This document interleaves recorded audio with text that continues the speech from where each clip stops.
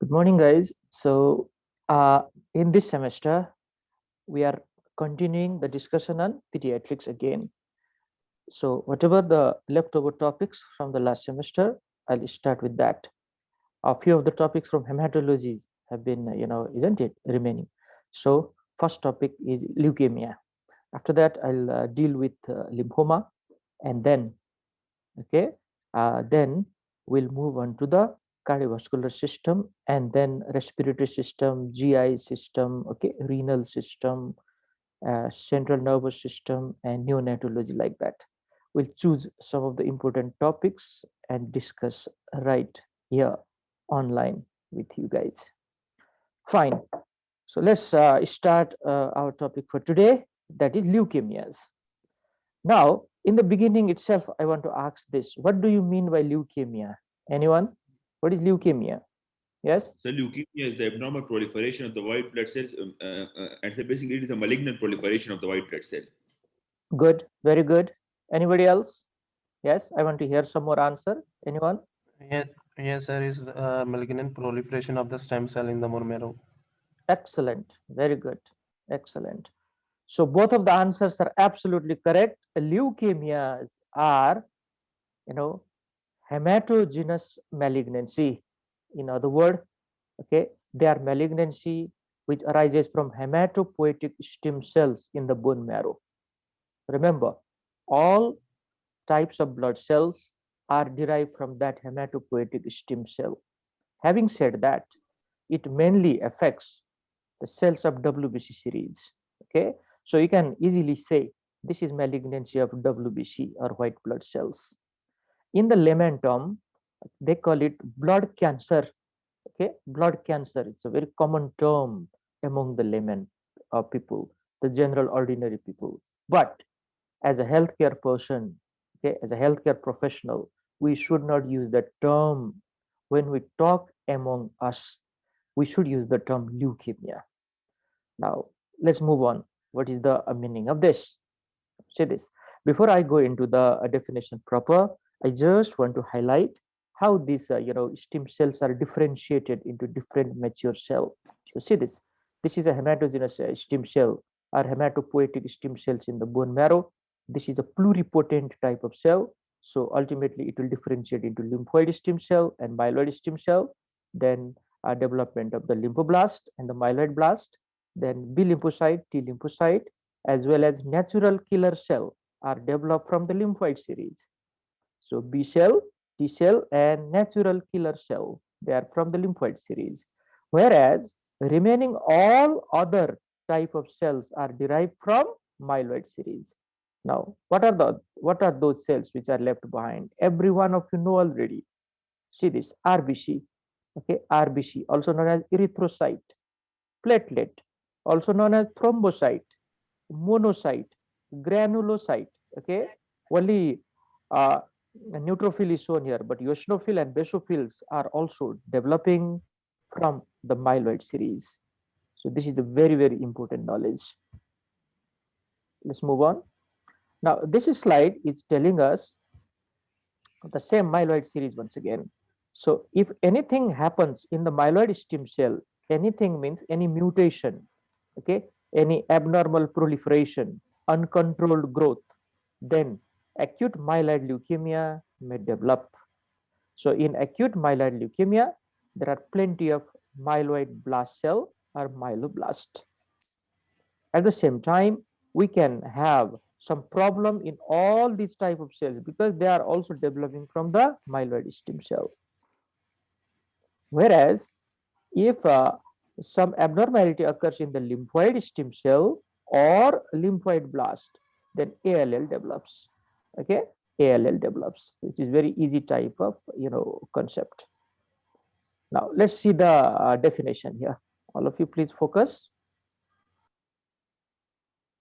Leukemia may be defined as a group of malignant diseases in which abnormalities in hematopoietic cell or hematopoietic stem cell give rise to clonal proliferation of cells. This clonal proliferation of cells, okay, is the problem here. Now, let me explain what is the meaning of this.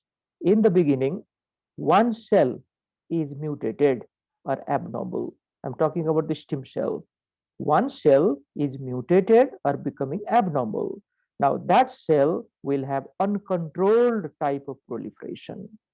And after that, hundreds and thousands of the cell will develop from that.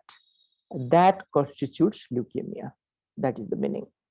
So this is the most common childhood cancer. This is a very important MCQ question for you. There are so many different types of childhood cancer. Let me take few of the name here. Okay, let me ask this question for you. Can you take some of the common childhood cancers? Yes, just the name.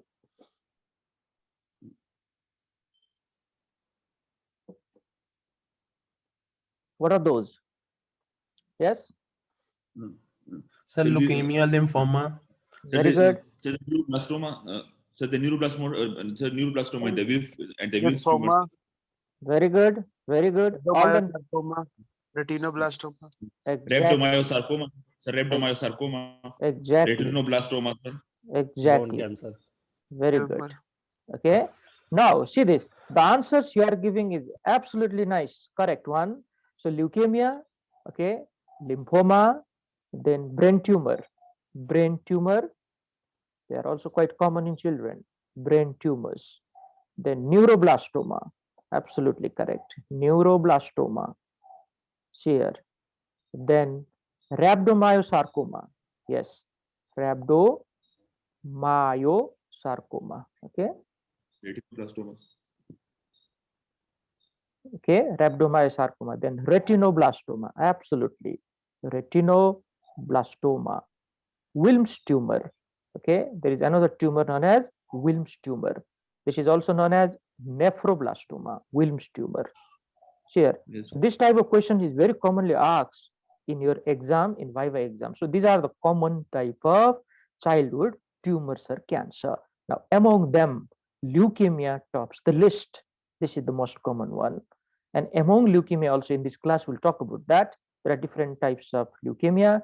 ALL or acute lymphoblastic leukemia is the most common one. Okay. Now, after leukemia, it's brain tumor actually, which is quite common. And third would be lymphoma, followed by some other childhood tumors. Let's move on. Now, acute leukemia comprises of presence of more than 30% blast cells in the bone marrow. Now, this is a pathological definition. So you can confidently, give this definition if somebody asks you what is acute leukemia. It's excellent definition. Acute leukemia means in the bone marrow analysis, if I find more than 30% blast, that is acute leukemia. If it is lymphoblast, we call it ALL, acute lymphoblastic leukemia. If it is myeloblast, we call it AML, acute myelogenous leukemia. Okay, let's move on.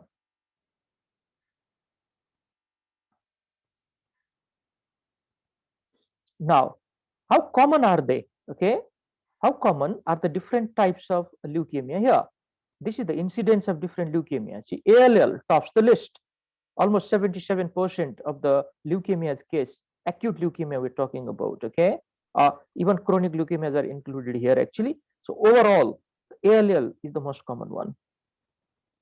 You don't need to remember the percentage, just know that it is more than 2/3. That would be nice. AML around 11%, that's common. CML 2 to 3 only, and JCML, this is juvenile, J for juvenile, juvenile chronic myeloid leukemia, 1 to 2%. And another group constitutes 7 to 9% that do not fit into the classical definition of all these four. Means some features are matching but not all. Okay, so this is indeterminate type. So what a lesson we learned? ALL is the most common type of leukemia. Now let's talk about this ALL. If any question comes from this topic, that will be ALL. Okay, and AML is also important one. Okay, we'll talk about that later. Let's focus ourselves on ALL, acute lymphoblastic leukemia. Now, this represents a group of diseases caused by the malignant transformation of a lymphoid stem cell or progenitor cell. So, what happens in the bone marrow? There is a hematopoietic stem cell in the beginning. That hematopoietic stem cells are either differentiated into lymphoid or myeloid stem cell. From that, okay, if some mutation occurs to that cell, if that cell is totally changed its structure, then it can, proliferate uncontrollably. Our, system cannot handle that proliferation. This is known as dysregulated proliferation or multiplication of the cell. It is also known as clonal expansion because in the beginning, one cell is abnormal and everything else is derived from that single cell. This is the meaning of clonal expansion, and it constitutes acute lymphoblastic leukemia. Now, pathologically, how to diagnose it? We have to do bone marrow analysis, either by bone marrow aspiration or biopsy. And if that study tells more than 30% lymphoblasts are present in the bone marrow, we get the diagnosis of acute lymphoblastic leukemia. So this is a pathological diagnosis. Now, let's talk about the epidemiology of ALL. What is the age group that is most commonly affected? This is a very important point for you. Look at the age of these children. They are 2 to 6 year old. That is the most common age. 2 to 6 year old children are commonly affected. And among them, male child are more commonly affected than the female child. So let us talk about one clinical scenario. Okay, please pay attention. A 5-year-old child, okay, a boy, was brought to the hospital by his mother. Okay, the mother complained, my child is getting pale day by day. Okay, pale means what is this? Pallor means what? Anemia. The presence of anemia. Due to anemia. Exactly. This pallor is anemia. So this child is getting anemic day by day. And further questioning, the mother also said, doctor, my child is getting tired very easily these days. Okay, in the school also, the teacher used to complain, this child doesn't play that much. Okay, the child just sits in one of the corner and watches other children or other friends playing. During examination, you have found there are lymphadenopathy, there is hepatosplenomegaly, and there are petechiae and purpura as well. This is a classical presentation of leukemia. Okay, usually ALL. This is how leukemia presents. Now, see this. This is more common in children with chromosomal abnormality. So there are certain disorders which have developed from the chromosomal abnormalities, like Down syndrome, for example. In Down syndrome, ALL or leukemia is quite common. And there are a different type of study done in the twins. Okay, so they have come out with one statement here. In identical twin, the incidence is higher than in the general population.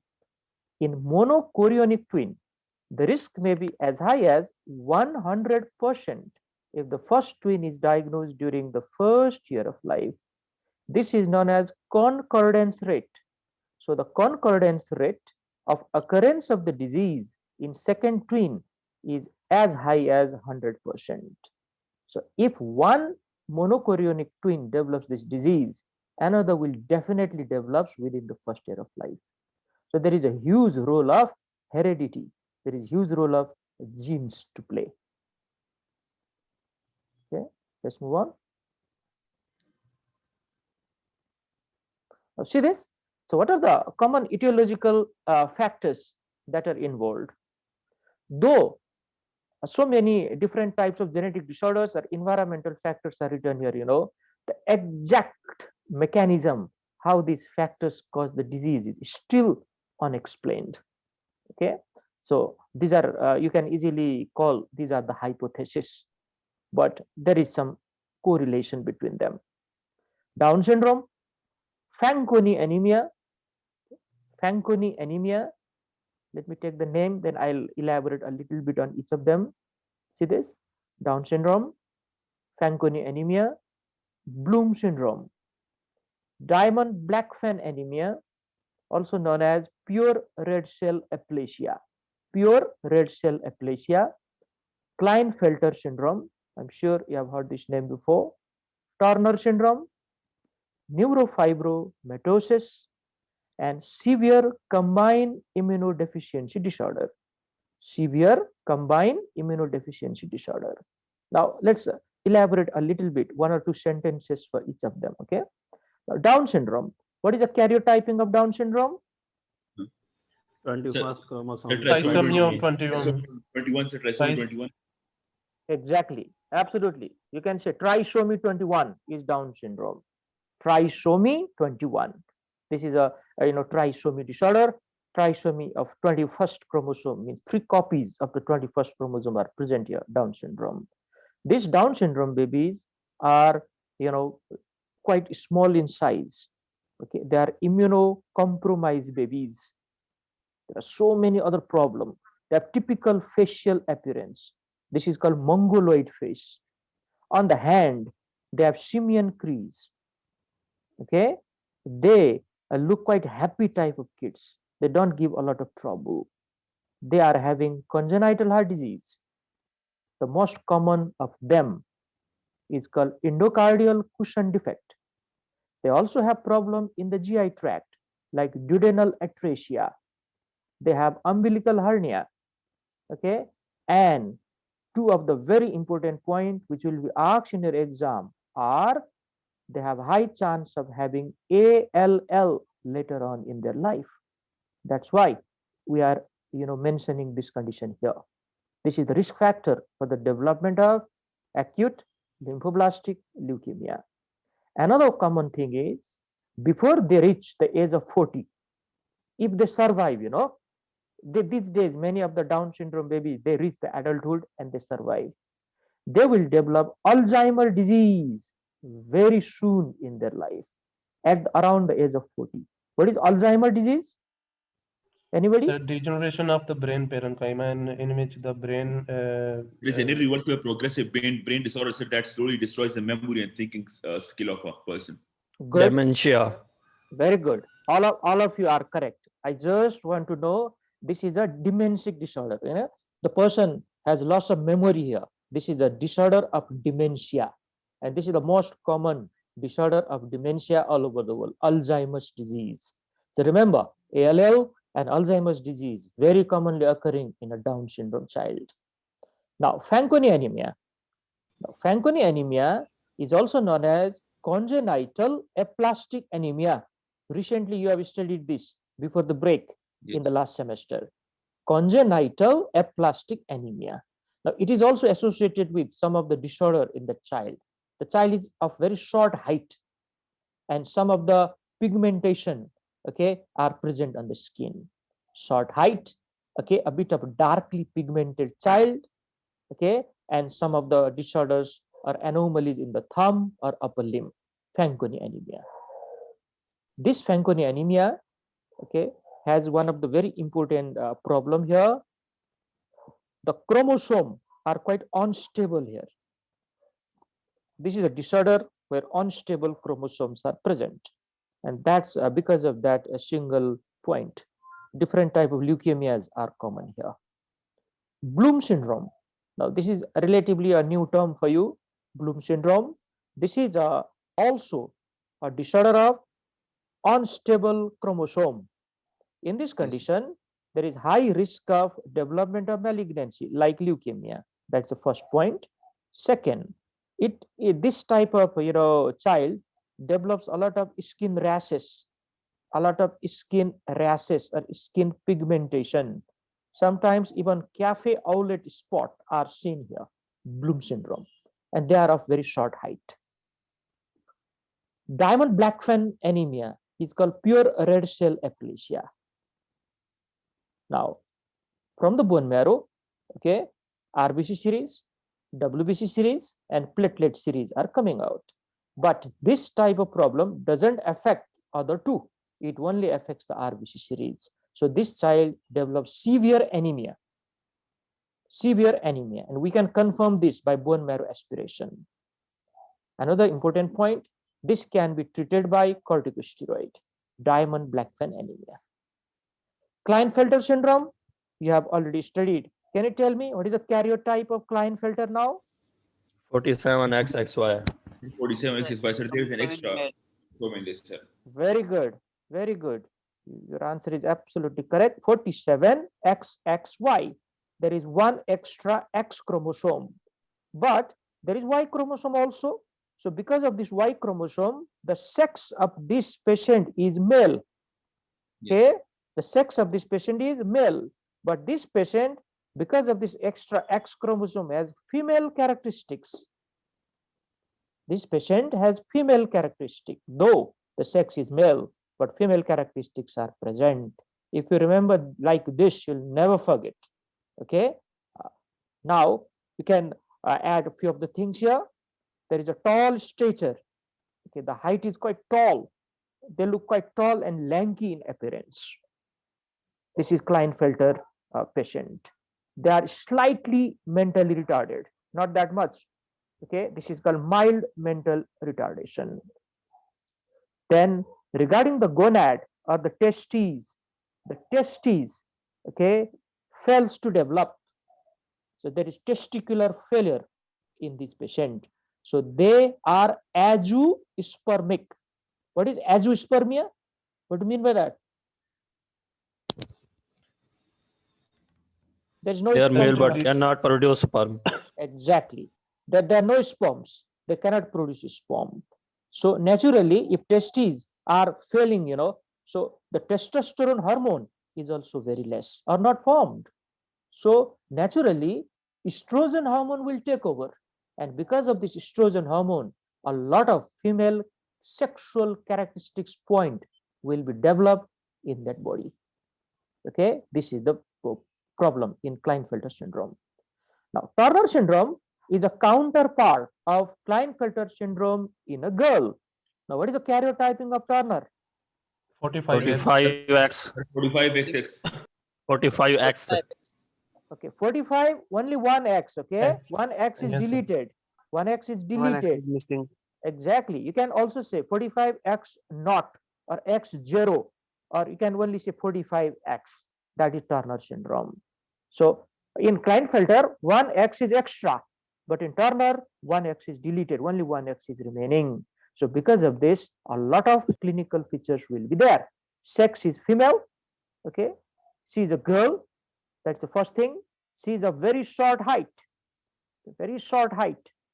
Okay, and she has some of the abnormalities in cardiovascular system. Can you tell me what is that abnormality in cardiovascular system? Anyone? VSD. Okay, any other? More common, you have not told me. ASD. No. Keep on telling some of the congenital heart disease. The answer will be there. Left to right shunt. Actually, Bicuspid aortic valve and coagulation of the aorta. very good. Bicuspid Yes. aortic valve and coarctation of the aorta. Excellent. Especially the coarctation of the aorta is classically, associated with Turner syndrome. Coarctation of the aorta. Okay. I cannot deny your answer. Other things can also be there, but sometimes in the exam they may ask which is more common among them. Then remember coarctation of the aorta. So this is Turner syndrome. Now, neurofibromatosis. Now, this neurofibromatosis is a genetic disorder. This is autosomal dominant disorder, which runs in the family again. There are so many problems in this. There are cafe outlet spot on the skin. Okay, there is fibrous dysplasia in the bone, and they have very high chance of development of leukemia and some other malignancy. And on top of that, their skin is having a lot of solid tumor, which are known as neurofibroma. The name itself is written here. Neurofibroma. Fibromatosis means multiple neurofibroma. And this is a genetic disorder. So, cure is very, very difficult or almost impossible. The last one, SCID, severe combined immunodeficiency disorder. This is also, a hereditary type of immunodeficiency problem. Okay, so it has different types of hereditary, for example, transmission, like autosomal recessive can also be there, or X-linked recessive can also be there.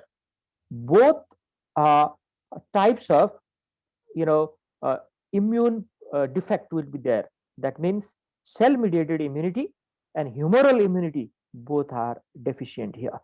That's why it is known as severe combined immunodeficiency disorder. So this child will have a lot of problem right from the time of birth. Because of the humoral deficiency, the child will have repeated bacterial infection. And because of the deficiency of cell-mediated immunity, this child will have repeated viral infection, fungal infection, and there is a chance of malignancy as well. So this is severe combined immunodeficiency disorder. So I'm sure you have got some of the important points regarding each of them, but please remember these itself are the topics. Okay, so if you want some more knowledge, so it is highly advisable you should pick up some good books, okay, or some good site, and try to get more knowledge. But at your this moment, this much knowledge may be enough. Now, what are the environmental factors that are related with leukemia? See this ionizing radiation. This is very important causative point.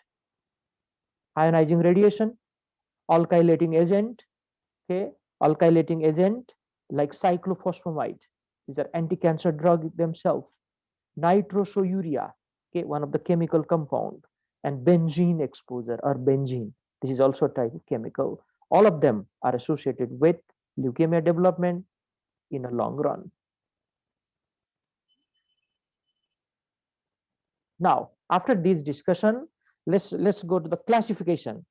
Not very important, okay? You just know there are three types of morphological classification according to the appearance of the lymphoblast cell.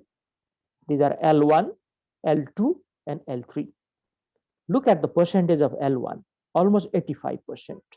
L2, 14, and L3, fortunately, is very less percentage because it is the leukemia with poorest of the prognosis.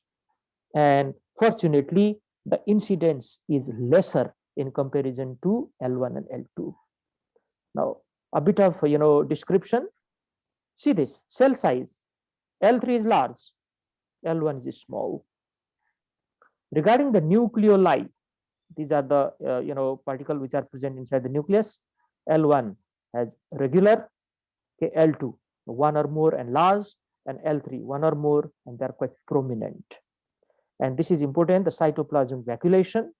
L1 has variable vacuole, L2 variable again, and L3 very prominent. Now, we don't need to know these in much detail because this is the report which is given by the pathologist. Whenever you do bone marrow aspiration and send that sample to the pathologist, they will give us the report. Which type of leukemia is this? Is L1, L2, or L3? If L1 is there, it has a good prognosis. L2, little bit poor already. L3, the poorest one. Now, let's talk about one of the most important aspect of this class, that is clinical feature. Now, why I'm saying this is one of the most important part?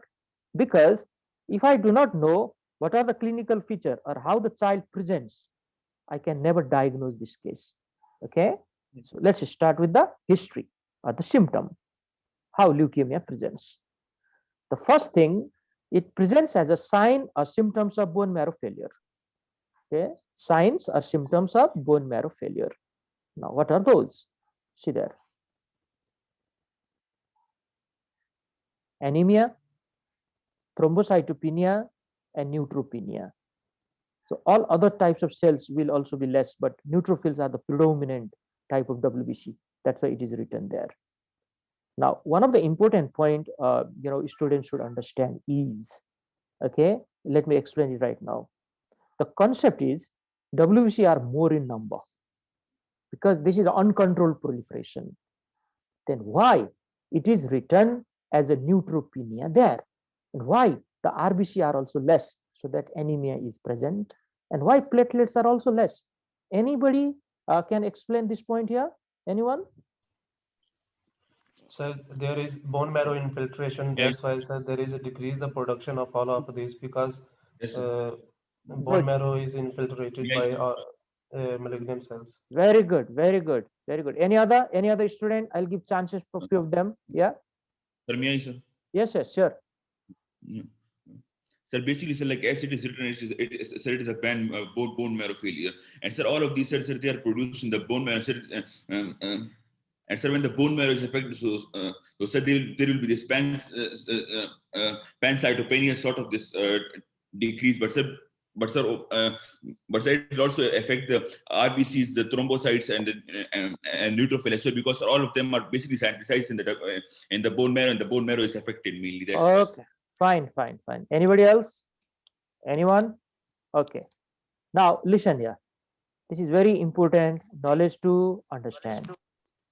What is leukemia? Leukemia is all about presence of blast cell in the bone marrow. These blasts are immature cell. They are malignant cell. Okay. In this case, they are malignant cell. So what happens? There is uncontrolled proliferation of the blast cell. This blast cell will fill the whole space. They will take up the normal space or normal area which is necessary or required for the synthesis of normal blood cell. Now what happened? The normal blood cells will suffer.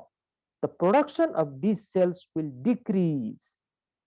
All spaces filled by malignant cells, the normal cells are decreased. Like there is decreased RBC, decreased WBC, and decreased platelet. This is known as pancytopenia. Okay, like anemia, thrombocytopenia, and neutropenia. As a result of this, the child will have pallor.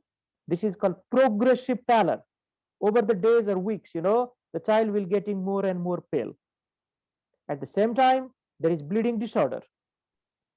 The bleeding disorder may be in the form of skin rashes like petechiae, purpura, or ecchymosis, or the child may start to have bleeding from the nose, that is called epistaxis, bleeding from the gum, okay, bleeding from the GI tract, or bleeding in the urine as well.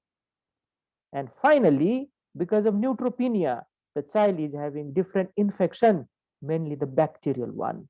So fever is quite common. These are the symptoms and signs of bone marrow failure. Very, very important feature of leukemia. Let's move on.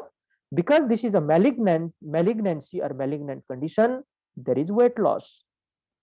Remember, these malignant cells, they need a lot of nutrition. Okay, they're rapidly proliferating cell. So they consume most of the energy, okay, and they deprive other cells from that energy. So over a period of time, there is weight loss. This is one of the very important explanation.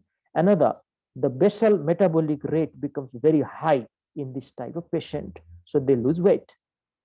There is infiltration of the bone, and as a result of this, there is bone pain and swelling. Not only the bone, even the joint are swollen. This is known as, okay, arthritis. Arthritis is very common in case of leukemia. There is dyspnea. This dyspnea is because of anemia. Central nervous system is commonly involved, okay, because of the infiltration again, because these are malignant cells. They can infiltrate any organ.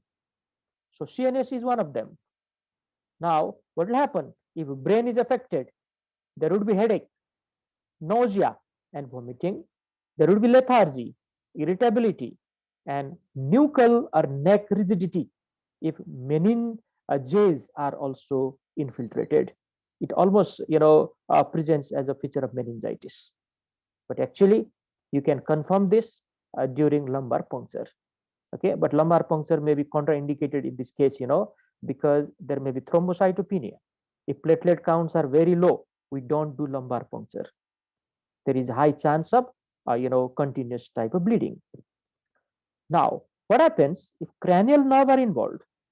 So now there are 12 pairs of cranial nerve, we all know. Okay, 12 pairs means 12 cranial nerve on either side. So any of them can be affected. But in the clinical practice, it has been seen that Usually cranial nerve 7, third, fourth, and sixth cranial nerves are affected. Seventh cranial nerve, what is the name? Which is seventh cranial nerve? Facial. Facial. Facial. Facial. Very good. This is facial nerve. So facial nerve paralysis may occur. So features of facial nerve paralysis can be seen on the face. And third, fourth, and sixth cranial nerve, all of these supply extraocular muscle, which help in the movement of the eyeball. Okay, so that this patient may be having diplopia, this patient may be having ptosis, and all those type of things. And then this is more common in male child. So if these malignant cell called as lymphoblast infiltrate the testes, there would be testicular swelling or testicular enlargement. This may be asymmetrical. On only one side, the testes may be enlarged. And this is painless swelling. Very important point, painless swelling. Okay, so parents should be quite aware of the situation. If their child develops asymmetrical or unilateral swelling of the testes, at the same time their child is getting pale day by day, they should quickly, okay, should take the consultation of the doctor. Let's move on. Now, during the physical exam, when this type of child comes to us, we definitely do physical examination. So what are the findings we get? Have a look here. There would be pallor, which is caused by anemia. And there would be bleeding spot on the skin, which are caused by thrombocytopenia. These bleeding spots are known as petechiae, purpura, and ecchymosis. Remember in the last class, okay, we talked about that. There will be signs of infection because of neutropenia. Signs of infection means there may be infection on the skin, there may be infection on the soft tissue, there may be infection in the lung, like pneumonia, okay, or maybe in the GI tract, maybe in the urinary tract, maybe in the central nervous system. There may be swelling in the bone and tenderness, or joint swelling also may be there. Lymphadenopathy and hepatosplenomegaly are very important feature of leukemia. This is again because of infiltration of this organ. Careful neurological examination has to be done to look for CNS involvement. Now we need to confirm the history from the patient. Detailed examination has to be done. And then if it is a male child, don't forget to examine testes to find out whether there is involvement of the testes or not.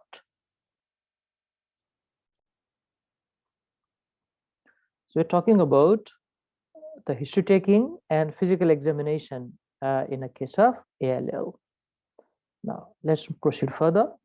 How we evaluate the case according to the lab investigation. What lab investigation we send in a patient with leukemia. Now, we do CBC and peripheral smear. This has to be the first investigation because it's quite easy to do and it provides us a lot of information. CBC as well as peripheral smear.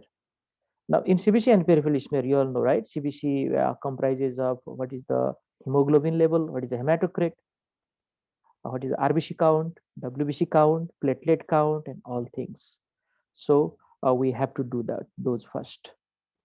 And if we do that, the most common type of report would come as a pancytopenia. Okay, the most common report would be pancytopenia. Now see this. WBC count less than 10,000 is present in almost 53% of the time, and less than 20,000 platelet, or from 20 to 99,000 platelet will be seen in 47% of the time. So these are less than the normal. So this is the most common presentation. But at the same time, some other patient may also present with higher number, isn't it? Now see this, the count would be high here, like a normal or high WBC count, or normal or high platelet count may also be seen. That is true for the RBC count also. So how to understand? I guess I'm not making you confuse here. So let me clarify it.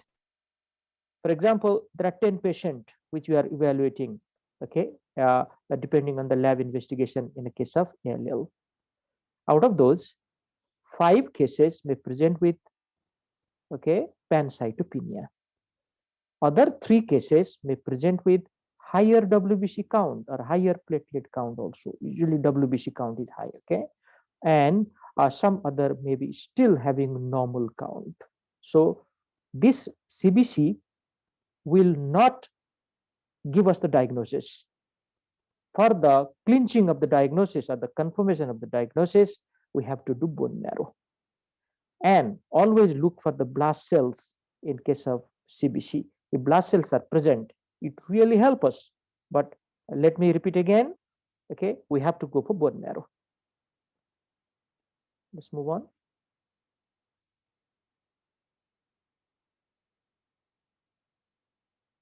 Now, what are the other types of investigation? What metabolic test we can do now? See this, these are the metabolic tests which are important in the investigation. There may be increased serum levels of uric acid, potassium, phosphate, and LDH. Now, anybody can tell me why these things are increased here? Any reason? Sir, may I? Yeah, sure. Sir, firstly, coming to the serum level of uric acid. So the serum level of uric acid, sir, it is increased, sir. It shows that sir, the kidney might be affected. Sir, coming to the potassium, sir, sir, for the potassium, sir, basically, like, sir, when there is that invasion of the cell, and sir, if there's any type of cell lysis, so sir, the intracellular potassium will come out into the blood. So therefore, sir, the potassium will be increased, and sir, the phosphorus is also indicating about the kidney, and sir, as far as the LDH is concerned, so sir, when there is cell lysis, so sir, the LDH is secreted. So sir, like if there is like sir, if there anemia or sir, any other type of cell lysis, so sir, the LDH in the blood will be secreted, and sir, it will be also increased. The level of it will also be increased, sir.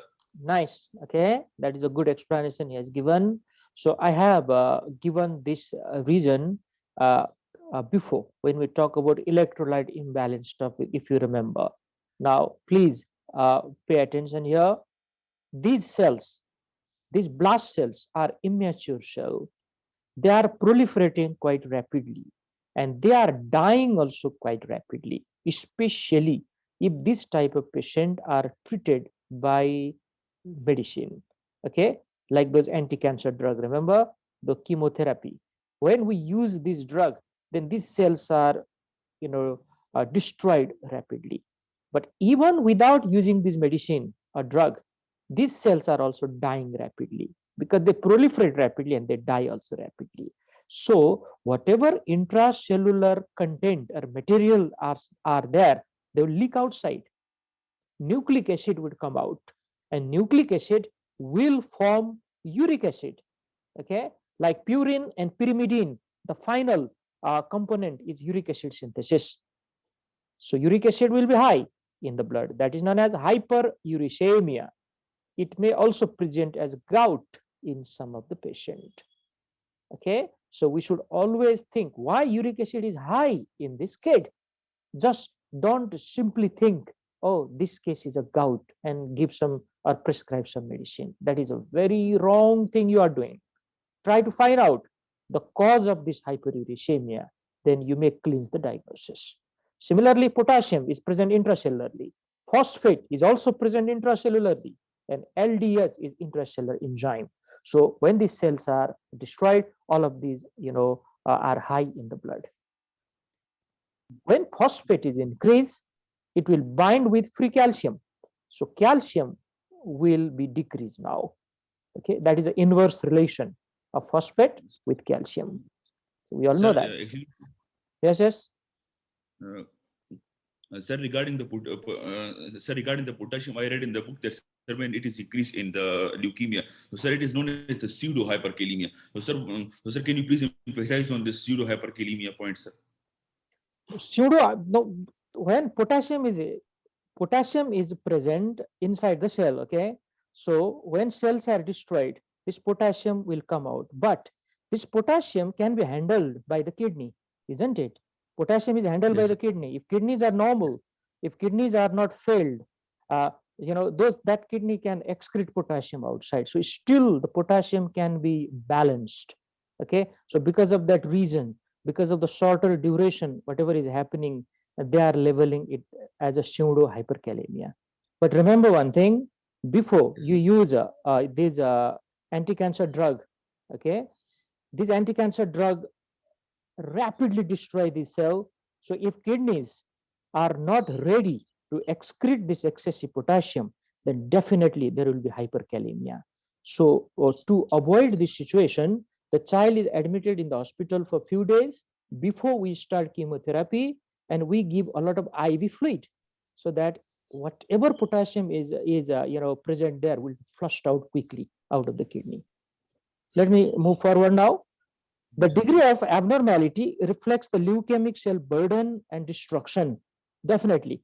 It all depends on what is the destruction of the cell. Otherwise, these things will not be raised or high in the blood. There is a high chance of DIC in leukemia. Both ALL and AML are associated with DIC. So if we do coagulation study, this will be abnormal. Okay, and you already know how to diagnose a DIC. See this? If you do prothrombin time, if you do activated partial thromboplastin time, fibrinogen level, and ultimately the D dimer level, okay, these will be abnormal. Fibrinogen level will decrease, D dimer will be increased, PT will be prolonged, and APTT will be prolonged. Because these are the abnormal cell, these are the malignant cell, okay, they secrete different type of substances, and this DIC may be initiated. Let's move on. Now, some other important type of lab test would be immunophenotyping and cytogenetic and molecular diagnosis. Now, these two tests are a little bit, a higher rank type of test. Okay, they are advanced type of test, and they may not be available in all the lab. But never mind, if our hospital or our lab is not doing them, we should collect the sample from the patient and send it to the advanced lab, because they are important, they are necessary for the treatment part. So these are immunophenotyping and cytogenetic and molecular diagnosis. This immunophenotyping will give us, okay, the morphologic, immunologic, and genetic examination. It means we can do the immunophenotyping by doing this type of examination of the bone marrow, and they can really establish what type of ALL is this. Is this B cell ALL? Is this T cell ALL? What type of cells are more prominent there? Different types of knowledge will be given. And regarding cytogenetic and molecular diagnosis, what type of chromosomal abnormalities are inside, okay, those cells? That is important. Sometimes there is more number of chromosomes. Sometimes there are less number of chromosomes. Sometimes some chromosome or genes are deleted. So all those informations were provided. Now, what is the role of chest X-ray? See this? What is the role of chest radiography or chest X-ray here? Now, chest X-ray is done to evaluate for a mediastinal mass. And this mediastinal mass is there because of lymphadenopathy, okay, in the hilar area or in the mediastinum. These are the malignant cell. These malignant cell may infiltrate these lymph nodes. So we can detect this mediastinal mass through the chest X-ray. And one important point, if mediastinal mass is seen, usually this is a case of T-cell leukemia. T-cell leukemia, okay, usually infiltrate this mediastinal lymph node. So this can be asked as an MCQ question for you in the exam, okay? So please note it. Now another one is testicular ultrasound, just to make sure whether testis is enlarged there and what type of enlargement it is, okay? So we need to go for it. It's a solid type of enlargement because of infiltration by the malignant cell. You can go for renal ultrasound just to make sure there is no infiltration of the kidney and how kidneys are working, okay? Because there is a high chance of tumor lysis syndrome before we start the medicine. Now, tumor lysis syndrome means because of rapid destruction of the cell, all those intracellular contents are high in the blood. And if kidneys are not working properly, there is a high chance of renal failure. Okay, high chance. So to avoid this situation, we should make sure kidneys are fine by doing different type of test. What's the role of echocardiography and ECG here? Remember, some of the drugs which are used in the ALL treatment are anthracycline, and these anthracyclines are cardiotoxic drug. So before we use this drug, make sure what is the condition of the heart. Okay, and these are the investigation to know how heart is working. Let's move on. Now we are reaching to the most important investigation which should be done in a case of ALL confirmation, and that is bone marrow aspiration. It is bone marrow aspiration. Now, sometimes your examiner may ask you different type of question. What is the most important investigation which you do for the confirmation of leukemia diagnosis? Your answer has to be bone marrow examination. This bone marrow examination can be done by aspiration and biopsy. Okay, so this has to be the answer. Now remember, by peripheral smear also we can detect some of the blast cells. Now, how to explain that? If bone marrow is having 100% of the blast, some of the blast cell will spill into the blood and they appear in the peripheral smear. But that doesn't give me my diagnosis. I have to make sure, okay, from where they are coming, isn't it? So that is provided by bone marrow aspiration or biopsy. Aspiration would be enough here actually, because it is a quite cellular type of bone marrow. Lumbar puncture. Why it is necessary now? Why lumbar puncture is done here? Now to rule out CNS, isn't it? To rule out a central nervous system involvement. Now see this. But before you do lumbar puncture, what thing you need to take care of? Anyone? Sir, there is thrombocytopenia, so sir, there can be bleeding if we do lumbar puncture, sir. Good, good, very good. That is one point. I completely agree with him. I just explained this before. This is a situation where platelet counts are very low. So if platelets counts are low, less than 50,000, I should be quite careful before doing the lumbar puncture. Okay, this is one thing.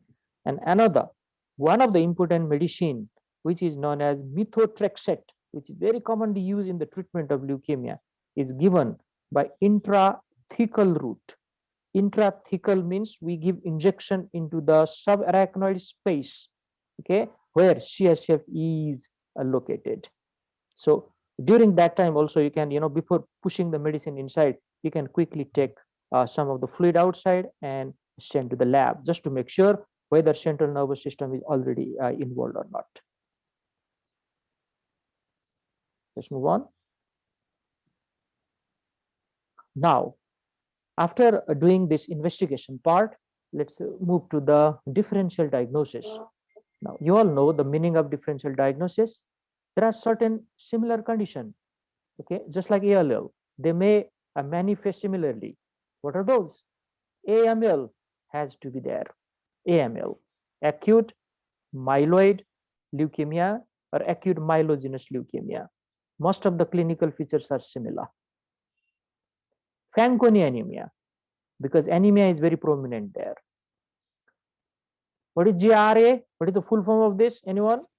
Juvenile rheumatoid arthritis. Excellent. Juvenile rheumatoid arthritis. Now, why this is taken as a differential diagnosis? Because of swelling of the joint. In leukemia also, there is swelling of the joint. There is involvement of the joint. And that involvement of the joint is because of infiltration of the joint by the malignant cell. There may be collection of the blood as well sometimes. And GRA is an immunological type of disorder which manifests similarly. That's why it is taken as a differential diagnosis. Leukocytosis, very high number of WBC count. In acute infection, acute bacterial infection, sometimes this may be a presentation. In some cases of leukemia also, there would be leukocytosis. That's why it is a differential diagnosis. Infectious mononucleosis, which virus causes this infection? Sir, the Epstein-Barr virus. Exactly. Epstein-Barr virus. EBV. EBV. Very good. EBV. It's a DNA virus. Okay, it belongs to herpes virus family, and it also presents similarly like leukemia. Now, what type of similarity? It has lymphadenopathy. It has hepatosplenomegaly. It presents with fever. Okay, and during the peripheral smear, it may present with atypical lymphocyte. So sometimes it is confused with leukemia. But remember, leukemic patients are quite young. Okay, the commonest age is 6 to 8 years, and infectious mononucleosis is not very common in that age group. It is more common in adolescent than adult. So a lot of other features are also there. Neuroblastoma is a common childhood tumor. And what is the source? What is the origin of neuroblastoma? From where it originates? Yes, from where? Sir, it is in the CNS, sir, mainly. CNS? Not really. Yes, neuroblastoma. It originates from sympathetic neuron. Okay, sympathetic neuron. Never forget it. Yes, sir. Yes, sir. Exactly, sympathetic neuron. And one of the important, modified form of sympathetic neuron is adrenal medulla. Adrenal medulla, or you can simply say adrenal gland. So adrenal gland is the commonest site for neuroblastoma. Apart from them, even the sympathetic chain, which are present on either side of the spinal cord, may be the source. This is one of the commonest childhood tumor. NHL, non-Hodgkin's lymphoma. Okay, it may present similarly like lymphadenopathy, hepatosplenomegaly, and even bone marrow infiltration may cause pancytopenia. Osteomyelitis, bone pain and bone swelling because of infiltration. Same type of feature may be seen in acute osteomyelitis. Another one, parvovirus B19 infection. Now, this parvovirus is also a type of DNA virus. And during the lectures of hemolytic anemia, I have clearly told you one thing. This parvovirus may infect those patients and it may lead to aplastic crisis. Now, let me write that term here. Aplastic crisis. This aplastic crisis is a misnomer though, because it only affects the RBC series. It doesn't affect WBC and platelet series. So what does that mean? The patient may be severely anemic. Okay, so anemia, because of anemia, it is considered as a differential diagnosis here, but it can be easily ruled out. Other problems to be considered very strongly, and students should never forget them, are aplastic anemia and ITP. Now, what is the difference between aplastic anemia and leukemia? Now, please listen properly. This is a very common question which is asked in your exam. Aplastic anemia means the bone marrow is suppressed. The bone marrow is not producing cells.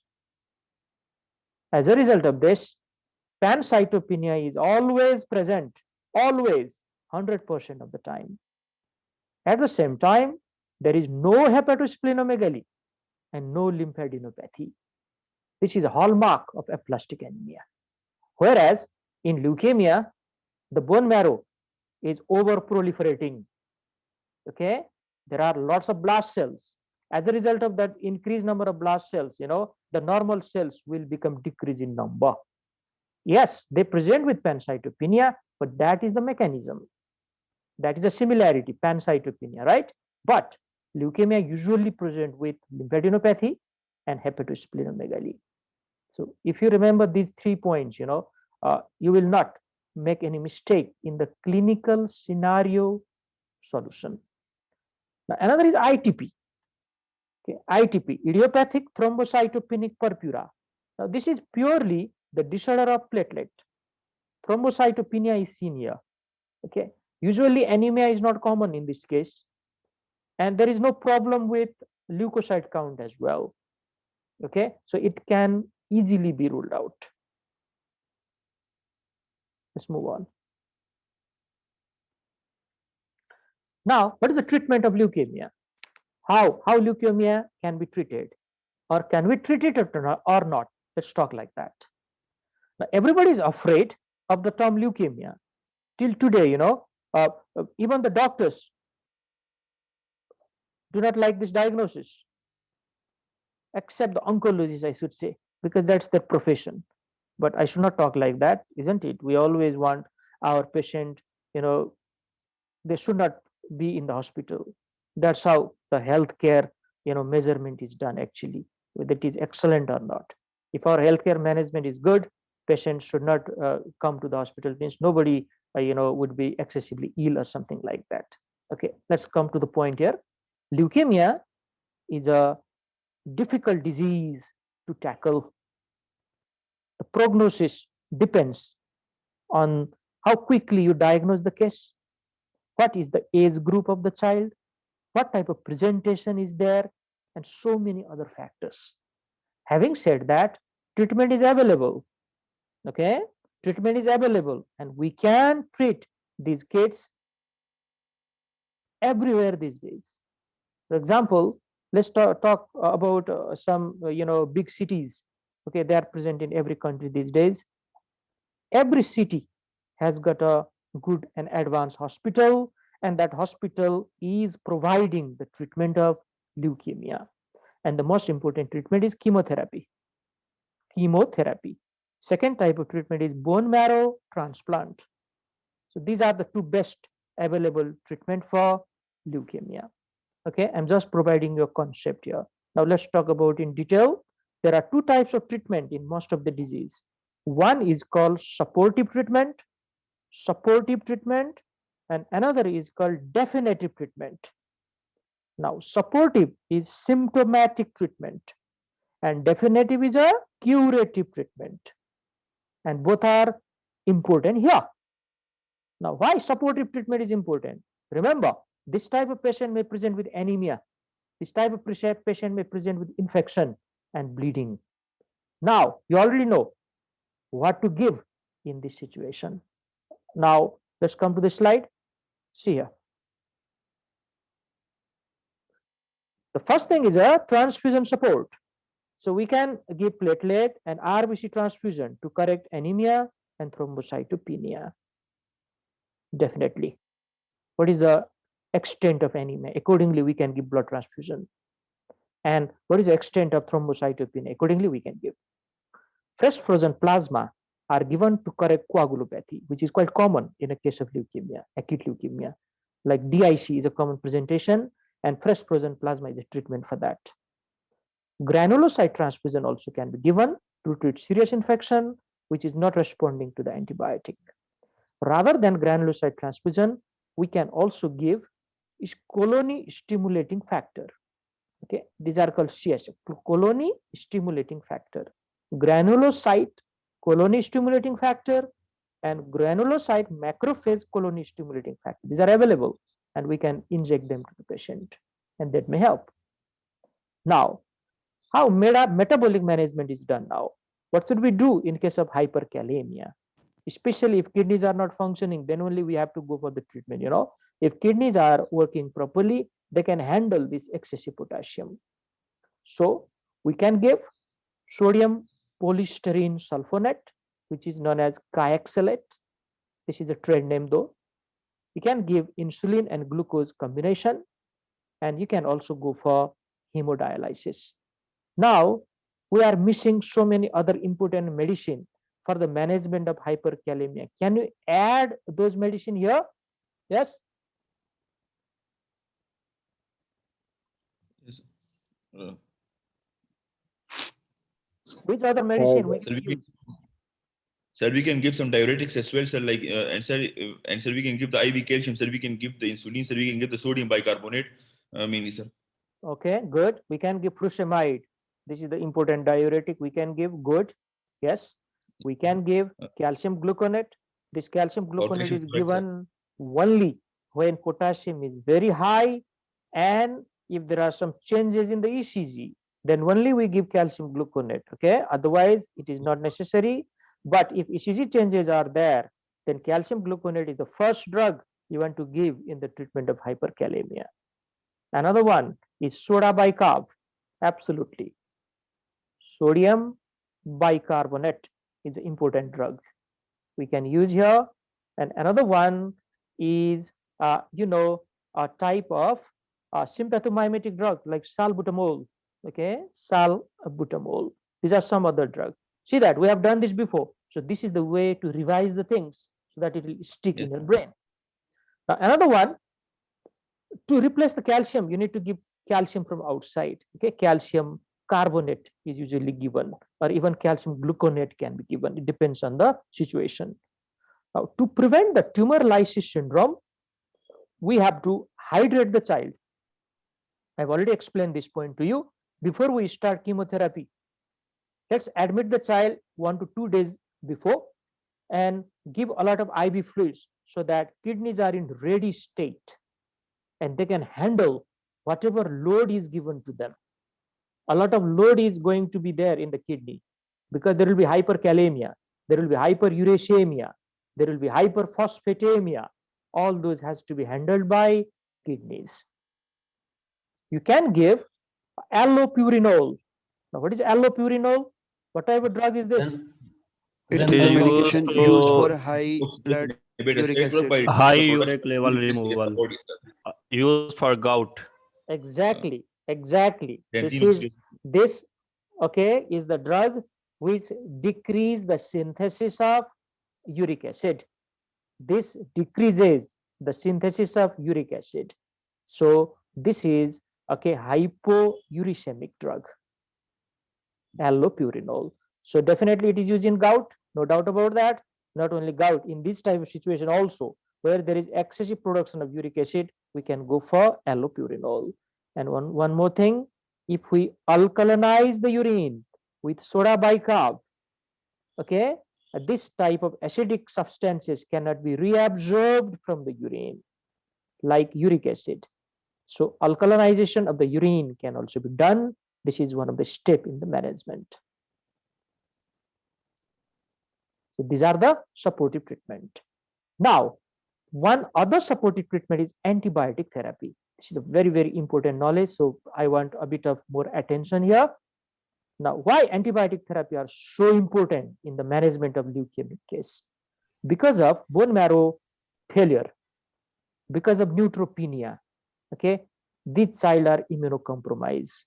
So they may present with different infection or fever. We need to find out what is the cause of this fever first. Where is the infection in the body? Is it in lung? Is it in the brain? Is it in GI tract? Is it inside the kidney or somewhere else?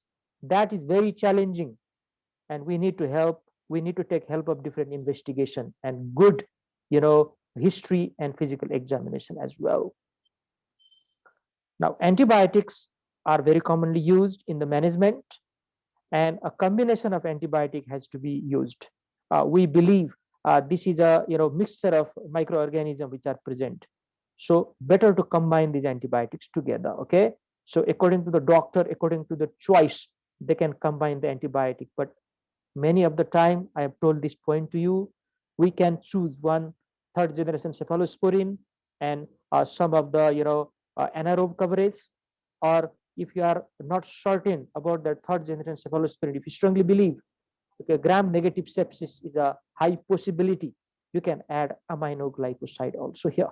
So it depends on the situation.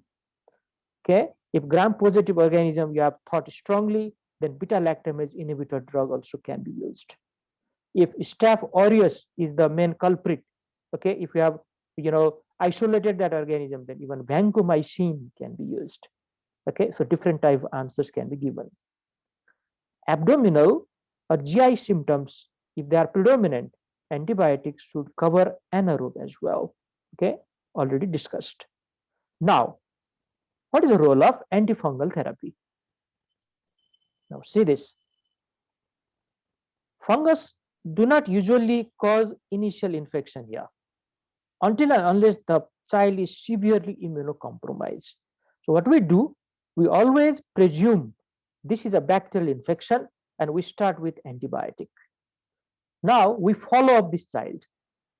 Even after 48 hours or 72 hours, if the child is not responding to the antibiotic, what we do? We upgrade this antibiotic to a higher level, and we give another 20 to 48 to 72 hours for that antibiotic to work. Still, if there is no response, that is a very high time to think about fungal infection. Now, fungal infection do not respond to antibiotic. We all know that. They need antifungal therapy. And these are systemically active antifungal therapy. Can you give me the name of what are those antifungal drugs which are systemically active? Clotrimazole, Amphotericin B, ketoconazole, fluconazole. Fluconazole. and terbinafine, sir. Ketoconazole. Very good. Some of the names I've already got there. Amphotericin B is one of the prototype drug. Amphotericin B. Okay. Then fluconazole. Exactly. Fluconazole is another one. Even itraconazole can be added in the list because it is topical as well as systemic type of antifungal drug. So any of those drugs can be used in this type of situation. But make sure this is a fungal infection first. Now, after this symptomatic therapy, let's talk about specific therapy or definitive therapy. Now, see this. These are done by anti-cancer drugs. Okay, these are also known as chemotherapy. Now, there are 4 different steps of the treatment. First step is known as remission induction. Now, remission is a state of apparent cure. A state of apparent cure means it looks like the disease is no more there. And how to confirm that? We have to repeat bone marrow. Okay, at the end of remission induction, we need to repeat bone marrow. And if that bone marrow shows blast cells are less than 5%, then we believe remission induction is successful. Now, let me ask you one question, which I have already explained. What is the diagnosis? How do we diagnose leukemia? How many percentage of the blast cells should be there? Yes? Greater than 30%. Sir. Excellent. Greater than 30%. It may be 100%. It may be 70, 80, 90, whatever. From that percentage, after remission induction, that is after 4 weeks of the therapy, it should come down to less than 5%. Then only this child can survive. Okay, this is a very important point to understand.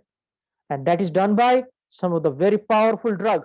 See this: prednisolone, vincristine, L-asparaginase, and methotrexate. You don't need to know how these drugs are given and how often. Okay, this is a very special type of therapy. Just know the principle here. Another is Shearness Prophylaxis. This is done by intrathecal methotrexate. Means methotrexate is injected, okay, inside the subarachnoid space. Or we can also use low dose cranial irradiation for that. Okay, so methotrexate, hydrocortisone, and cytarabine can be used for this purpose. Third stage is called intensification or consolidation. So this treatment is given for a few months, and it is aimed at decreasing the leukemic burden here. Okay, these are the different drugs which are used: vincristine, cyclophosphamide, daunorubicin. We can use this or may skip this, and cytosine arabinoside. Okay, nobody is going to ask you this name. Let me repeat again. But if you provide us the concept how leukemia treatment is done, that would be enough in few sentences. And finally, maintenance or continuation therapy. It is given for few years. See this. It lasts for 2 to 3 years. Okay, so let me summarize this. Leukemic treatment is quite long. If I start it today, okay, it may last for another 2 to 3 years. That's the first thing. Second, the most important step in the treatment of leukemia is the first one, remission induction. If it is successful, there is high chance of successful therapy in the child. If that fails, there is high chance of death in the child. So within 4 weeks to 6 weeks, we know whether this child is going to survive or not. what would be the prognosis. Another type of therapy which is discussed under the specific treatment is bone marrow transplantation. Now, we have already talked a little bit about this previous classes also, so you already have got the concept. The basic principle of marrow transplantation is to reconstitute the patient's hematopoietic system. Now, what is happening here? There are cancer cells present in the bone marrow. We should kill all those cells first by giving radiotherapy or intensive chemotherapy. After that, okay, we take bone marrow from the donor and we transfuse this bone marrow into the patient. And this bone marrow will slowly take over and start producing the cells. It takes time. It takes few weeks, okay, to few months sometime. So this is bone marrow transplantation. In the beginning, it is never done. We always start with chemotherapy. And if chemotherapy fails, or if there is, a recurrence of the disease, then only bone marrow transplantation is done, because it is expensive and there is difficulty in finding the donor.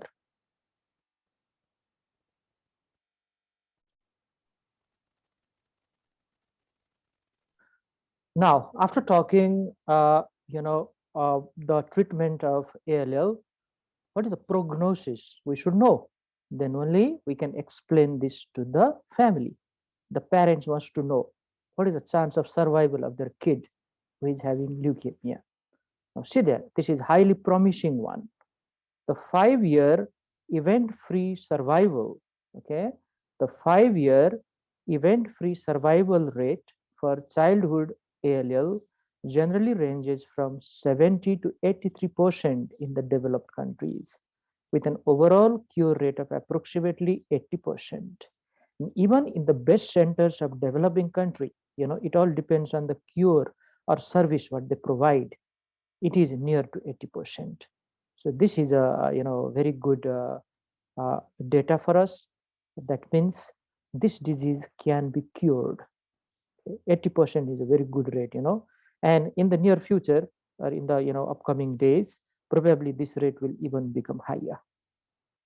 It may even reach 90% in the near future. So the childhood ALL has good prognosis than adult ALL. It all depends on the age, at which age the child has developed ALL.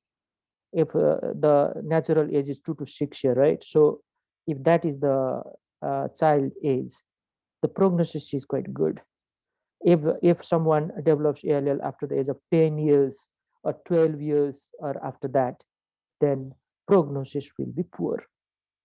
Now let's talk about what are those good prognostic factors or poor prognostic factors for leukemia. See this. Okay, this is important knowledge. Factors which are responsible for poor prognosis are age less than 1 year or more than 10 years. Even very young child or older child than 10 years would be having poor prognosis if they are diagnosed with leukemia or ALL we are talking about. Please unmute yourself. If WBC count is more than 100,000, okay, if it is more than 100,000, then it has got poor prognosis. The reason for this is increased tumor load. Increased tumor load. Increased tumor load will make it poorer prognosis. Another point, presence of a mediastinal mass on chest X-ray. This is seen in T-cell leukemia. T-cell leukemia has poorer prognosis. Shearness or testicular disease at the presentation. It again shows tumor burden. It shows infiltration of different organs at the time of diagnosis. So relatively poor prognosis. Massive splenomegaly and hepatomegaly, okay, if they are more than 3 centimeters in large, again shows increased tumor load. Lymphadenopathy present, increased tumor load again. Male patient, okay, usually the male childs are having frequent diseases than the female, but we really do not know why the male patient have poor prognosis. T-cell disease already talked about. L2 or L3 morphology than L1. Deletion, translocation, and hypodiploidy. Okay, these are all different types of genetic abnormality or chromosomal defect. If we analyze those leukemic cells, and if these are found, then they really have poor prognosis. That's why those cytogenetic studies are done. Now see this, diploid. Diploid means what? What do you mean by diploid? Anyone? Double. Diploid means double. What is Double. that? Pair. Double. The pair chromosome. Pair Exact- chromosomes. Exactly. You're right. Double or pair chromosome. That is 46. Okay. 46 is diploid number. 23 is haploid number. So sometimes what happens, this chromosome number is 45. Okay. Means lesser than 44. This is known as hypodiploidy. Hypodiploidy. It also has a poor prognosis. If there is no remission in 4-week time, very, very strong factor for the poor prognosis. I told you during the treatment discussion also, presence of Philadelphia chromosome in ALL has got a poor prognosis. Now, what is Philadelphia chromosome? Sir, the Philadelphia chromosome, is there any abnormality in the chromosome number 22, gene abnormality on chromosome number 22, sir? Okay, 22, fine. But with which chromosome number there is translocation occurs? Between which chromosome? 22 and this is a problem of translocation. So you have to take 22 chromosome 9, sir, chromosome 9 and 22, I think, sir. Chromosome number 9 and 22. exactly, Translocation. exactly 9 and 22. So you have to answer like that. 9 and 22 are the involved chromosome. Some of the genetic material from the chromosome number 9, okay, chromosome number 9 will go and attach to chromosome 22. So this is a Philadelphia chromosome, and this has got a poor prognosis if it is present in ALL. Though Philadelphia chromosome is the hallmark of CML, whenever Philadelphia chromosome question is asked to you, remember chronic myeloid leukemia as the first diagnosis in your mind. Okay, high LDH again shows increased tumor load because these are intracellular enzymes. So most of these factors are either associated with the age or increased tumor load. Now, after this, let's talk about AML. And at the end of this lecture, every student should differentiate between ALL and AML. Then only we know they have understood the topic. So acute myeloid leukemia or AML is not that common as ALL. It just comprises 15 to 20% of all leukemia in childhood. And look at the ratio of AML to ALL. It is 1 to 4 in children. Means ALL is 4 times more common than AML. But when the age is increasing, there is a slightly increased chance of AML. Okay, so after that typical 2 to 6 years, if a child develops leukemia, then that may be AML rather than ALL. Regarding the etiology, it is same as ALL. All those factors which we have listed there, some of the genetic factors, some of the environmental factors are true for the etiology of ALL also. Like, okay, let us take some of those names again. Down syndrome, though Down syndrome may, of course, more common ALL than AML, but nevertheless, AML can also happen there. Bloom syndrome, Fanconi anemia, ataxia telangiectasia, okay, then other conditions are also there, like Klinefelter, Turner, SCID, okay, these are all the different things. And regarding the environmental factors, benzene exposure, okay, alkylating agent, and those type of things. Congenital leukemia is more common in AML rather than ALL. Means the baby is born with leukemia. That is usually AML. Now, one of the very important part of this lecture in AML is its classification. This is known as French, American, British classification, FAB classification. Okay, F stands for French, American, British classification. Now see this, these are the different types. These are FAB type and these are the common name. Now you need to mug up this because this is one of the favorite questions of the examiner. M not we say. is AML with very immature cell, means poorly differentiated cell are called immature cell. M1 is AML with poor differentiation. These are extremely, poorly differentiated cell, or you can say anaplastic cell.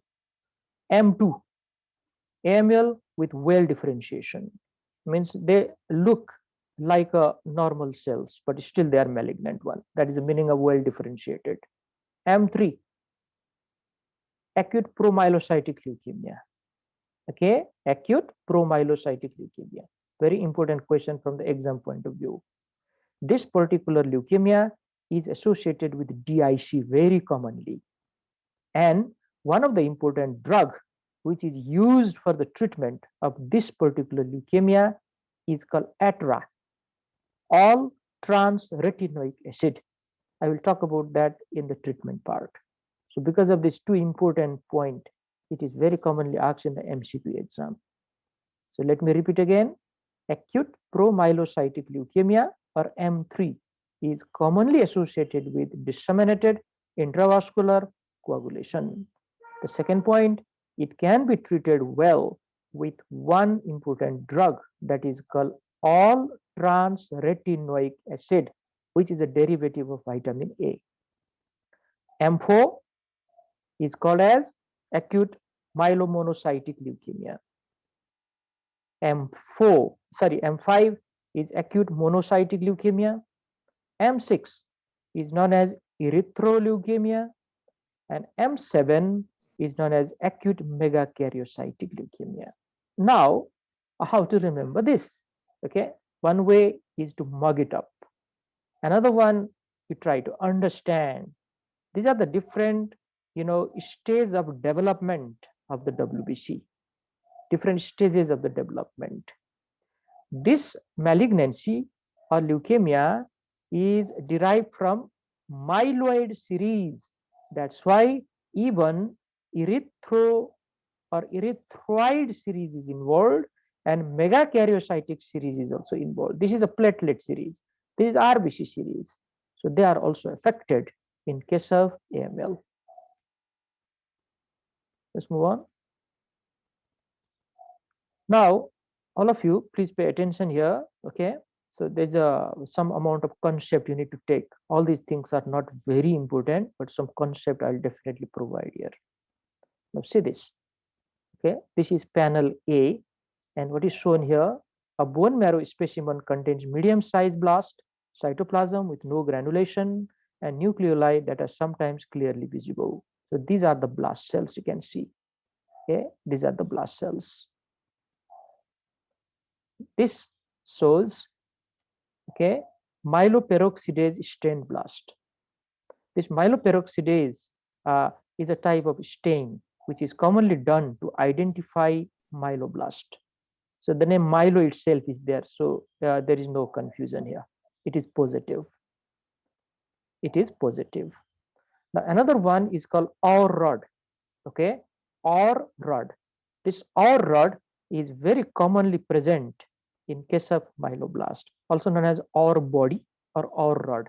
You can see this one, small rod-like structure here, So this is a very important feature of myeloblast. Now, having said that, let's differentiate the clinical feature of ALL with AML. Now look at the headings here. The headings are same: fever, bleeding disorder, bone pain or joint swelling, lymphadenopathy, and hepatosplenomegaly. In both conditions, these are the clinical feature. But which one is more common in which? This is the point I need to remember. These percentages are not important, which is more common, that is important. See this, fever is more commonly seen in ALL than AML. Bleeding again in ALL, bone pain in ALL, lymphadenopathy in ALL, hepatosplenomegaly again in ALL. Because ALL is, there are more amount of blast cells than AML, probably because the cell load is increased here. That's why all the clinical features are more in ALL. But nevertheless, they are also seen in AML. That's why these two are absolutely important differential diagnosis. Now, how to separate probably it is difficult from the clinical feature alone. So I need to take help of investigation. I need to do bone marrow aspiration, analyze whether it is lymphoblast or myeloblast. Now, how to separate that? Let's talk about it. Okay. I will come to this a bit later. Let us know how to separate these myeloblast from lymphoblast first, because that's what we are talking now. See this. Nuclear cytoplasmic ratio is very high in lymphoblast than in myeloblast. Now, what does that mean? Okay. What is the meaning of nuclear cytoplasmic ratio? We see how big is the nucleus and whether it is completely filling the cytoplasm or not. If nucleus is quite filling the cytoplasm, it's big enough, as big as the cell itself. If the amount of cytoplasm is very less, this is probably lymphoblast. If there is a good amount of space present in the cytoplasm, means nucleus is not as big, then it is maybe a myeloblast. Okay, I'll show you a bit, different picture, and you know what we are talking here.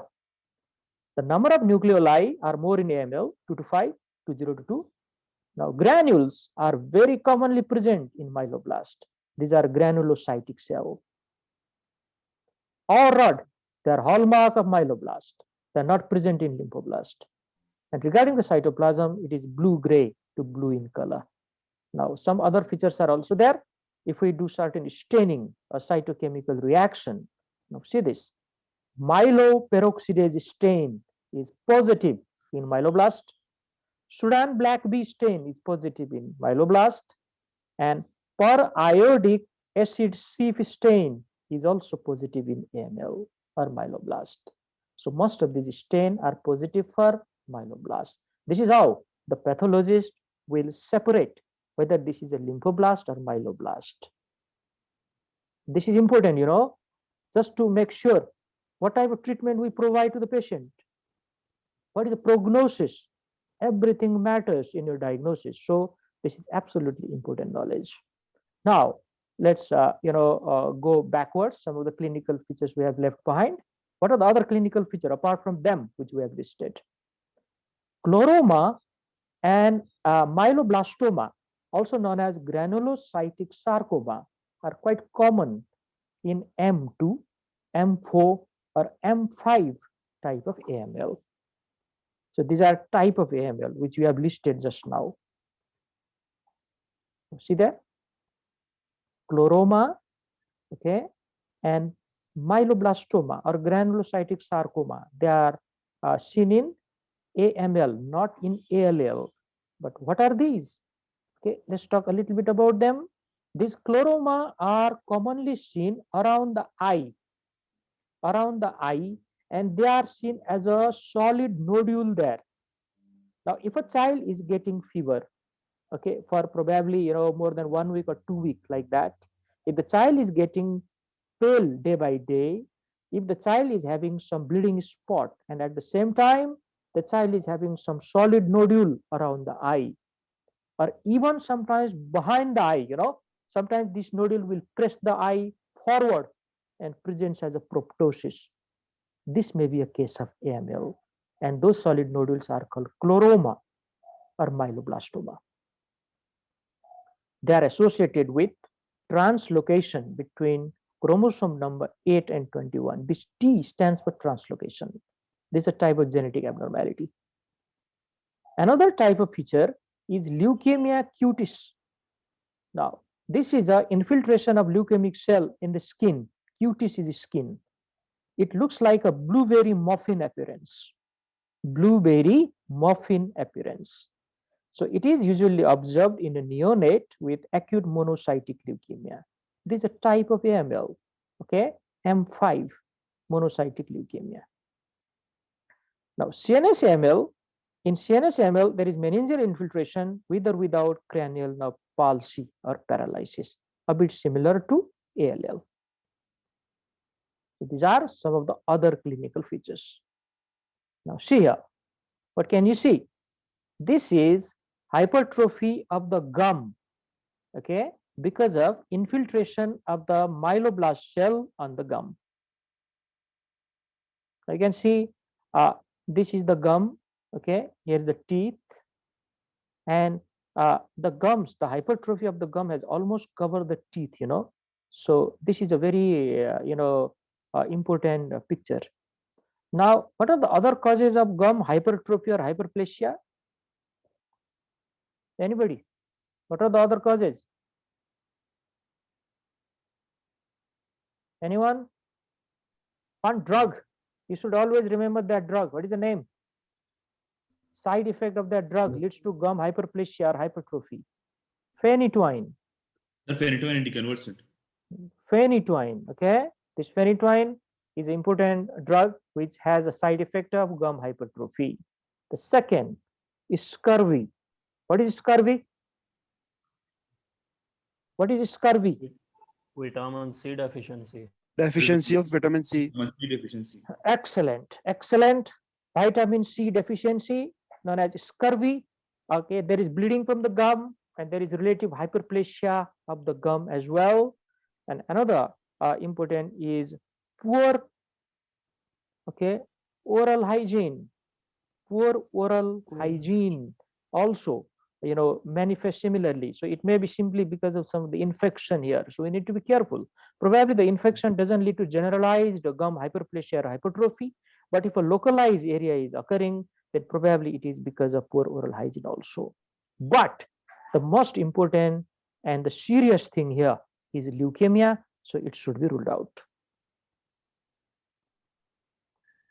Now, this is a case of leukemia cutis. Leukemia cutis is skin infiltration by acute myeloid leukemia. Okay, you can never diagnose it just by the look.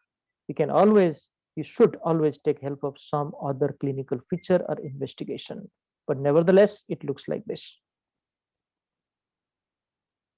Now, when we do the bone marrow analysis or aspiration, this is how myeloblast cell look. Now, that's what I was talking before. Look here, please pay attention. This is a shell, okay? This is a nucleus. Here is the nucleus, here is the cytoplasm. Look at the gap, okay, between the cell membrane and the nuclear membrane. There is a big gap there, okay? So this type of appearance is common in myeloblast. The nuclear to cytoplasmic ratio is less in myeloblast. In lymphoblast, the nucleus almost fills the whole cell. And this is OR rod. OR rod are the hallmark of myeloblast. And this is how ALL looks. Okay, this is not, though this is not the topic of ALL which we are talking now, but just to show you the difference, so that you can never forget. This is ALL. Where is the gap here? Where is the gap in cytoplasm? Okay, I cannot really see it. There is a very small space there. Okay, so this is lymphoblastic cell. Now remember, these days a lot of clinical exams are having this type of question. So once you see this, please pay attention and make this picture in your mind so that you'll not forget when the real question comes. What are the prognostic factors for AML now? Which prognostic factor, okay, so the poor prognosis. Now these are the well accepted adverse factor, and these are the possible adverse factor. The well accepted adverse factor are high WBC count, means increased tumor load, increased tumor burden. It is always having poor prognosis. If this is secondary AML, okay, that means if it is developed from myelodysplastic syndrome, then it is having a poor prognosis. Myelodysplastic syndrome is bone marrow, okay, is dysplastic in the sense there are certain blast cells present, but those blast cells are definitely less than 30%. If they are more than 30% blast, it is acute leukemia. The diagnosis is already there. But sometimes what happens? It is neither in the leukemic group or in the anemic group. It is somewhere in the middle. That type of clinical picture is known as myelodysplastic syndrome. It can progress into leukemia, and the prognosis is quite poor. Monosomy 7, Okay, monosomy 7 is also another poor prognostic factor. Okay, monosomy 7 means there are 2 copies, isn't it? 1 copy is absent, only 1 copy is present. That's the meaning. Now, regarding the possible adverse factor, splenomegaly, if it is a big splenomegaly, definitely has got poor prognosis. French, American, British classification, M4 and M5, please mute yourself. Otherwise, I'll ban that student. FAB M4 M5 is having poor prognosis because this is a high chance of CNS relapse. If it has more than 1 course to complete the response, it also has got poor prognosis. And older or very young child also have poor prognosis, a little bit like ALL. Okay, so let's move on. Now, the final part is how to manage the case. Now, we have already studied the management of ALL, isn't it? So, a bit of similar thing here. Regarding the immediate treatment and diagnosis, because sometimes the patient may be having DIC, patient may be having severe thrombocytopenia, patient may be having bleeding disorder, continuous type of bleeding, So those type of cases has to be dealt quickly. So we need to recognize those cases, okay, and treat them. If there is a severe anemia, let's go for RBC transfusion. If there is severe thrombocytopenia, let's go for platelet transfusion. If this is a case of DIC, let's go for fresh frozen plasma and platelet transfusion. If the things are not yet happening, but they may come very near in the future, we need to prevent them as well. So this is the type of management. Now, another part is specific treatment. Now, the headings are almost the same here. The first one is called remission induction, the most important step in the specific treatment of leukemia. And the drugs which are used are anthracycline, like daunorubicin, doxorubicin, or mitoxantrone, and cytarabine as well. You don't need to remember this name. These are not for a label. And this duration may be from the 7-day course of cytarabine, and we add 3 days course of anthracycline here. This is also very higher type of management, and we do not treat these type of cases on our own. After the diagnosis, we need to refer them to the oncologist, the hematologist or oncologist, and they are the one who are going to start this therapy, because this is a very high advanced type of treatment. If there is a mistake done in the treatment, the patient may die or we may lose the patient. So don't try to do this on your own. Always refer this type of cases. Yes, you can diagnose, definitely. But after that, hand over the case. Now, just now I talked about M3 subtype of AML is known as promyelocytic leukemia. Okay, promyelocytic leukemia is almost universally treated with ATRA, which is known as all trans retinoic acid. So this is an important drug which we use in this case, and we have to use the other drugs as well. 70 to 85% of the cases achieve remission after this therapy. So this is a good fact here. But if it fails to attain remission, okay, after 14 days, because after 14 days we repeat the bone marrow aspiration and we check how many blast cells are still present. If it is more than 5%, then probably this patient has not responded that well with remission induction therapy. But you don't need to worry. We repeat the second course of induction treatment in this situation.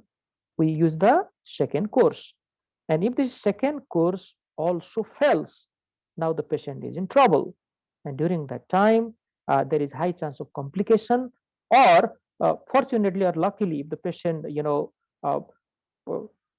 survive that episode, I should say, we can go for bone marrow transplantation later on. Less than 10% of them may die from repeated or severe infection, hemorrhage, or other toxicities, either of the drugs or during the treatment process. Now, another phase of the therapy is known as intensification or consolidation therapy. Okay, intensification or consolidation therapy. Now, what should we do there?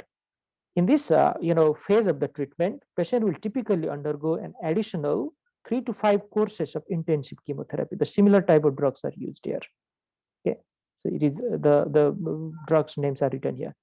For patients at high risk of relapse, we can go for allogeneic stem cell transplantation. What do you mean by allogeneic transplantation? What is allogeneic? Anybody? Both type of gene. Yes, say it again. Allogenic. Transplant process from the same person. Not exactly from the same person, but from the sibling. Okay, from the sibling. Allogenic. Remember, from the same person, we use the term autogenic. Auto is from the same person. Geno. The same gene. Okay, geno. Okay, XENO. Geno is from the different species. Allo is from the same species. Means between two human beings. And the best person to donate the bone marrow is sibling from the family itself. That's the point. So if the donors are available, it may have good prognosis again. In case of relapse, we should go for bone marrow transplant.